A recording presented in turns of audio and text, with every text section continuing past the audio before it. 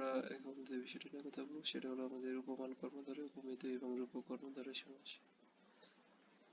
আমরা তিনটার ভিতরে অনেক সময় ঝামেলা করে ফেলি। তো আমাদের উপমান কর্মধারয় সমাসে আমাদের সাধারণ গুণের কথা উল্লেখ থাকবে। ঠিক আছে, সাধারণ গুণের কথা উল্লেখ থাকবে, এটা একটু মনে রাখবেন। এবং উপমিত কর্মধারয়ে এই সাধারণ গুণের কথা উল্লেখ থাকবে না। ঠিক আছে, এটা অনুমান করে নিতে হবে। আর রূপক কর্মধারয় সমাসে হলো দুটি ভিন্ন জিনিস একটা অভিন্ন কল্পনা করা হয় এখানে। ব্যাস বাক্যের রূপ উল্লেখ থাকে। তো প্রথমে যদি আমরা উপমান কর্মধারয়ে যাই, এটা হলো বিশেষের সাথে বিশেষণের এই সমাস।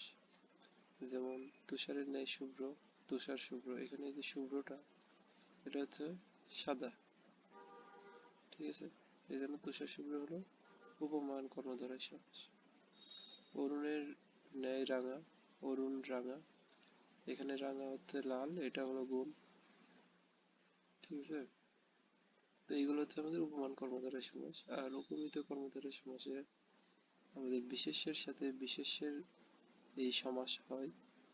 মুখ ছন্দের নেই, এখানে মুখ এবং ছন্দ দুইটাই হলো বিশেষ্য। এবং এখানে কোনো সাধারণ ধর্মের কথা উল্লেখ নেই। এখানে উজ্জ্বল যে গুণটা, এটা হচ্ছে অনুমান করে নেওয়া হয়েছে যে মুখ ছন্দের নেই উজ্জ্বল। এরপরে রূপক কর্মধারয় হচ্ছে আমাদের এর এক্সাম্পল যদি আমরা দেখি, ক্রোধ, রূপ, অনল, ক্রোধানল। ঠিক আছে, ক্রোধ মানে হচ্ছে রাগ, অনল মানে হচ্ছে আগুন। দুইটা ভিন্ন জিনিস, দুইটাকে আমরা একত্রে কল্পনা করছি। এরপরে বিষাদ, রূপ, সিন্ধু। বিষাদ মানে হলো শোক, এরপর সিন্ধু মানে হলো সাগর, বিষাদ সিন্ধু। মন, রূপ, মাঝি, মন মাঝি। এইরকম প্রেম, রূপ, ডোর, প্রেম ডোর।